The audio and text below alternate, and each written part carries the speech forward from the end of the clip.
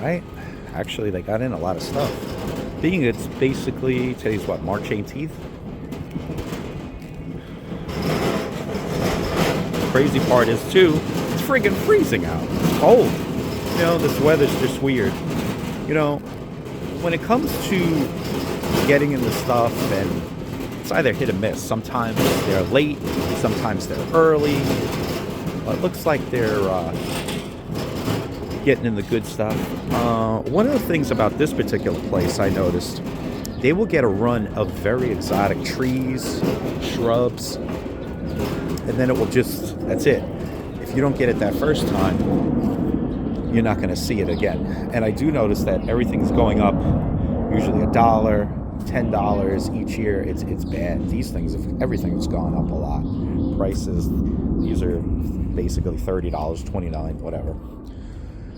Let's see. They had some really good deals. Oh, there they are.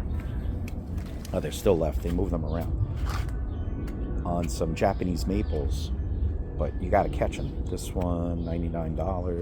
Hold on, let me see. Just get around these branches.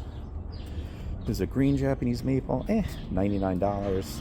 This particular one, big root though, or trunk. I mean, this one's $99. Which one is this? That's a regular Japanese maple. That would be something that I would buy.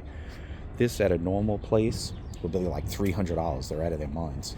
And there's no warranty on it. This one here, another Japanese maple. Very nice one.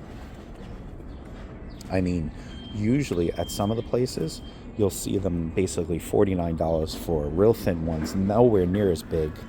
But for these, they're actually really good deals. What are these things? Dogwoods? I don't know. Looks like actually, it looks pretty nice. Not really sure. Never saw this. What's this guy? Flowery things, which I don't really care for. But good deals here. They may not come back again either. So that's one of the big things. You never know.